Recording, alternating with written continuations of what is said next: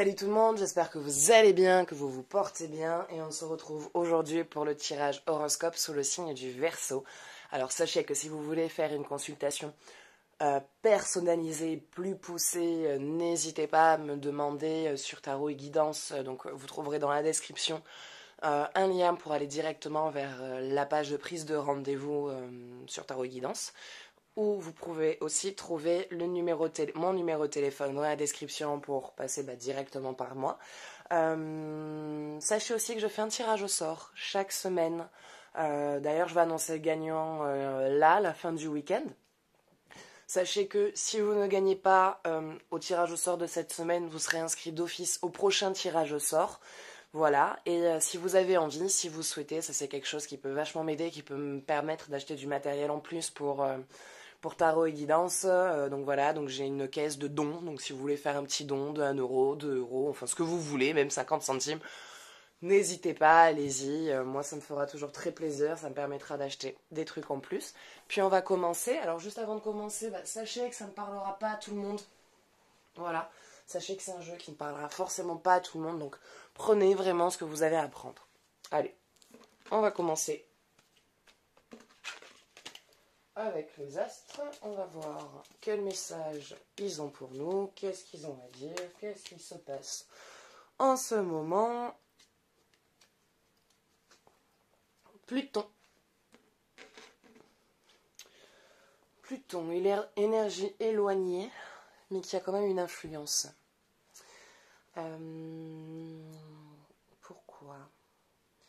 Pourquoi est-ce qu'il y a un éloignement? Un éloignement avec une personne, peut-être? Qu'est-ce qui vient là? Qu'est-ce qui vient?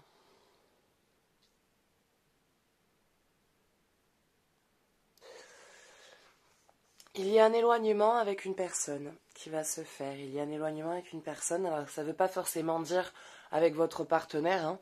Ça peut être un éloignement avec un membre de la famille avec qui jusqu'à maintenant, voilà, la relation était peut-être trop proche, trop fusionnelle et qu'il a fallu un petit peu, qu'il faut un petit peu couper le cordon, voilà, ralentir un peu la relation et apprendre à vivre indépendamment du patronyme familial. Ça peut être aussi un éloignement amical.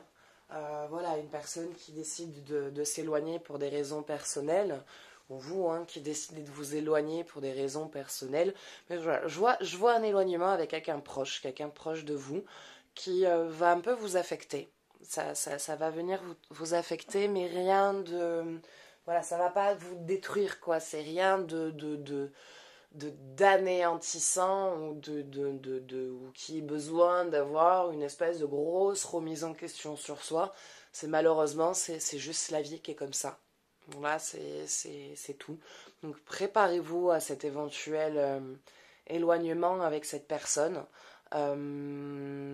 Autant si c'est sur le plan familial, c'est un éloignement qui n'a pas de conséquences, parce que c'est dans un sens où voilà, vous faites comprendre à la famille que maintenant, vous êtes un adulte, vous êtes une grande personne, et qu'à un moment donné, il faut qu'ils arrêtent de vous voir comme un enfant, et qu'il y a besoin de un peu cet éloignement pour faire montrer, on va dire, à la famille que que vous n'êtes pas ceux comme quoi ils vous voient. Donc vous êtes quelqu'un d'indépendant, quelqu'un de fort, qui n'a pas besoin d'avoir ses parents sur son dos à lui dire comment faire, comment s'habiller, comment se comporter, comment répondre, comment dire, comment agir, parce que vous comprenez, eux ils ont plus d'expérience. Oh, enfin voilà, parfois on a des membres de la famille un peu envahissants, voire beaucoup envahissants. Quand on les voit, on les aime, hein. Mais quand on sait qu'ils viennent, il y a une espèce d'angoisse. On se dit, c'est pas possible. Est-ce que ça va bien se passer? J'espère que ça va bien se passer. Espérons que ça se passe bien. Donc voilà, je vois un petit éloignement qui est, comment dire, positif. C'est un éloignement qui vous permet de reprendre place et position dans votre vie et faire comprendre aux gens que ce n'est pas parce que vous parlez avec eux, que vous vous confiez et que sur certaines choses, vous leur demandez leur avis, que ça veut dire qu'ils doivent prendre les décisions pour vous et vous dire comment vous devez agir et vous comporter. Donc je vois un éloignement qui se fait, mais ce n'est pas un éloignement grave ou un éloignement définitif. C'est un éloignement qui va permettre de passer à certaines... qui va vous permettre de mieux vous occuper de vous et mieux de vous recentrer sur vous et moins sur les autres. Allez, on va aller voir. Côté cœur, qu'est-ce qui se passe? Qu'est-ce qui est dit? Qu'est-ce qui est entendu? Pour les personnes en couple et pour les personnes célibataires. Qu'est-ce qui se passe? Allez.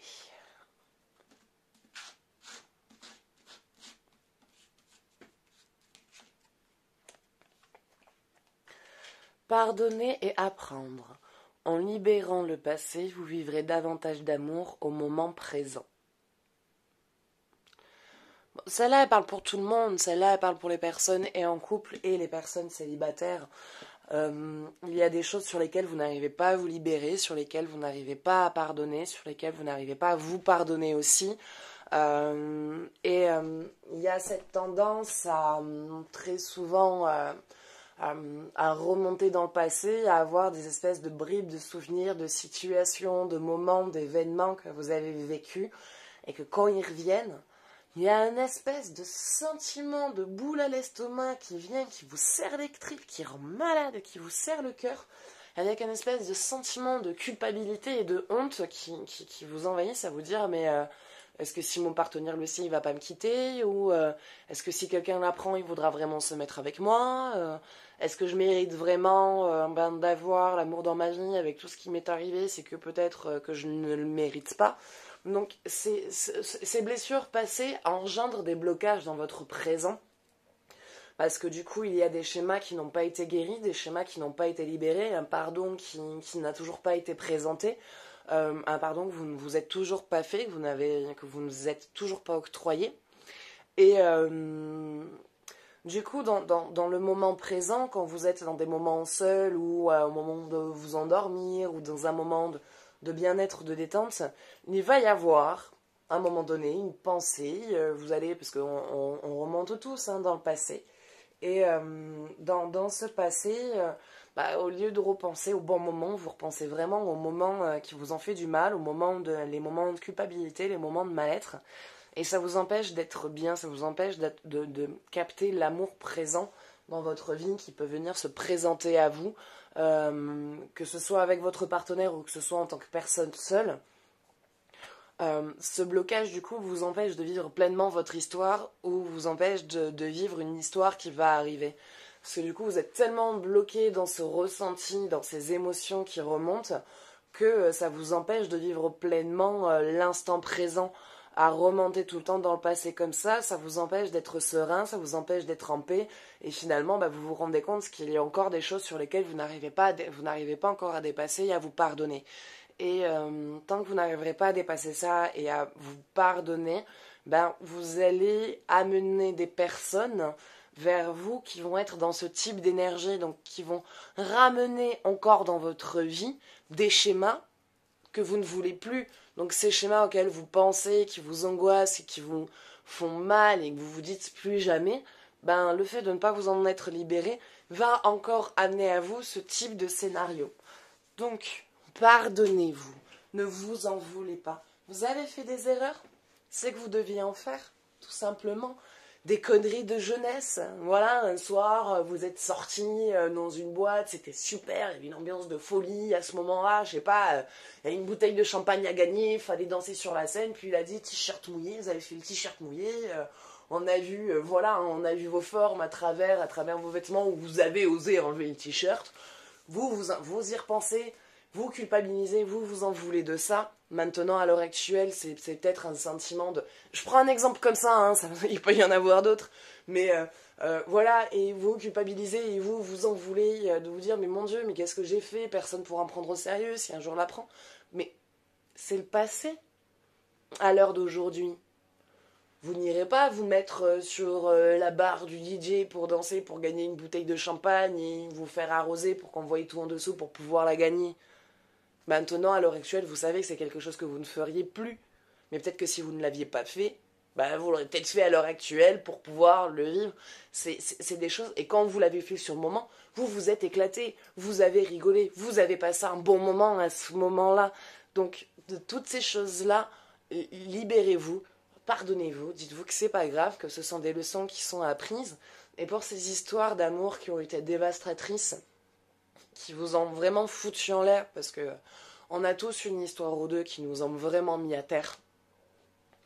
Et pareil, dans ces moments-là, ben, vous avez tendance à vous dire que soit c'est votre faute, soit que ben, vous allez retomber sur quelqu'un pareil, ou que... Enfin, voilà. Donc ce sentiment de nouveau de blocage, et ça c'est pareil, si vous n'arrivez pas à vous en libérer, à vous pardonner de cette histoire, ben, vous allez de nouveau retomber sur ce genre même type de schéma, ou quand vous allez rencontrer la personne adéquate, vous ne saurez pas le voir parce que vous serez braqué sur ces anciennes relations qui vous ont empêché d'avancer jusqu'à maintenant. Donc, libérez-vous de ça, libérez-vous de ce passé qui vous empêche de vivre pleinement votre moment présent.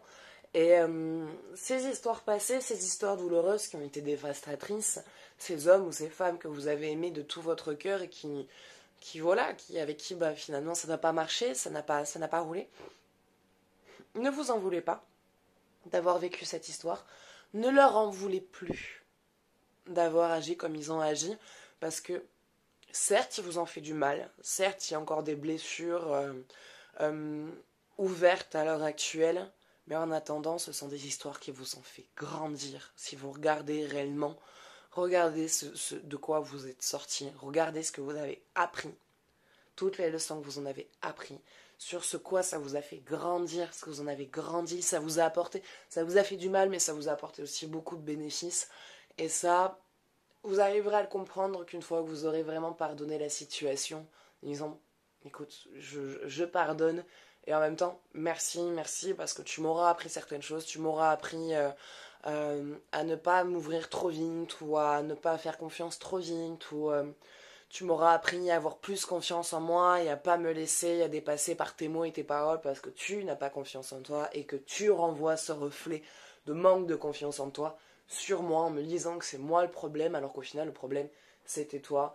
Et je me suis laissé emporter par ça et maintenant merci parce que voilà, j'ai confiance en moi, j'ai confiance en mes capacités, je sais qui je suis et je sais que je ne suis pas comme toi et que je n'ai pas envie de devenir comme toi. Donc pour ça, merci de m'avoir fait rendre compte que j'aurais pu finir comme toi et qu'à l'heure actuelle, je ferai tout pour ne pas l'être. Donc, dans tous les cas, même dans les malheurs, il y a des possibilités de pouvoir réussir à s'en sortir et à dépasser, on va dire, ces blocages, ces verrous, ces freins et à aller de l'avant. Donc, libérez-vous du passé, pardonnez-vous, pardonnez aux autres et avancez et profitez du moment présent parce que c'est comme ça, c'est en vous libérant que vous allez du coup amener à vous énergétiquement des personnes qui à ce moment-là ne seront pas en adéquation avec votre passé, mais en adéquation avec votre présent. Si vous alignez avec le présent, vous attirez des personnes qui seront en connexion avec vous. Voilà.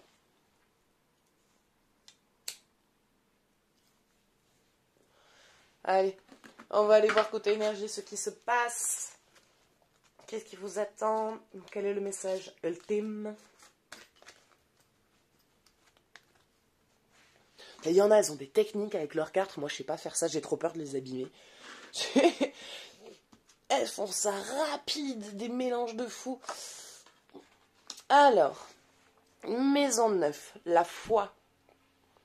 La foi, ayez foi, mon Dieu, de bon sang, de bonsoir. Ayez foi en vous, ayez foi en votre passé, ayez foi en votre présent, ayez foi en votre avenir. Ayez foi aux histoires d'amour, ayez foi en la famille, ayez foi en vous surtout. Ayez foi en vous et à ce que la vie a pour vous. En fait, surtout, c'est ayez foi en vous et ayez foi en l'univers. Si au pire des cas, vous n'arrivez pas encore à avoir foi en vous, ayez foi en l'univers. Gardez foi. C'est jamais facile de garder la foi. Parce que très souvent, dès qu'il y a un petit blocage ou quelque chose, on perd foi. On part en panique à se dire mais c'est pas possible, je vais jamais réussir à m'en sortir. Je fais un pas en avant, on m'en fait faire 10 en arrière.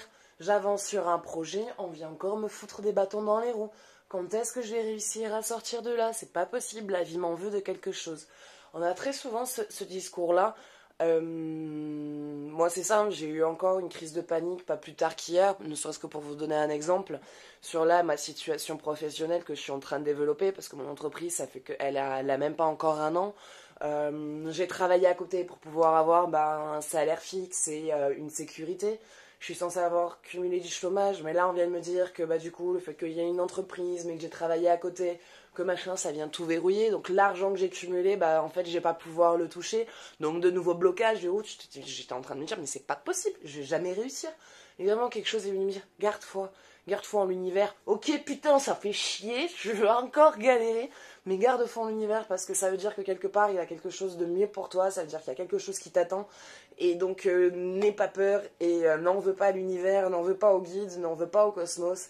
Et justement, garde foi en eux parce que si t'as pas foi en eux, ils vont t'envoyer ce de quoi tu n'as pas foi. Donc, si t'as foi, ils t'enverront les trucs positifs. Si t'as pas foi, ils t'enverront le négatif. Donc, voilà.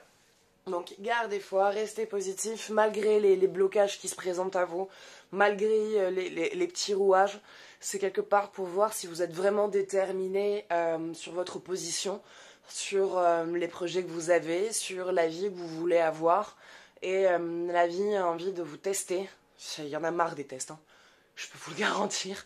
Il y en a marre des tests. Je peux comprendre qu'à un moment donné, vous ayez vraiment envie de baisser les bras parce que franchement, il y a de quoi. Il y a de quoi avoir envie de vraiment de péter un câble et de tout laisser tomber, tout envoyer valdinguer, dire merde, moi j'ai vraiment envie de gagner au loto et qu'on me foute la paix. Donc, gardez foi en vous, gardez foi en vos capacités et gardez foi en la vie parce qu'elle a vraiment de belles choses pour vous. On va aller voir la signification de cette carte parce que celle-là, elle n'était pas encore sortie. C'est simple, j'ouvre le carnet, je tombe de suite dessus. Non, c'était pas la bonne. Voilà, gardez foi. Nous voyageons parfois toute notre vie pour chercher d'autres états, d'autres vies et d'autres âmes.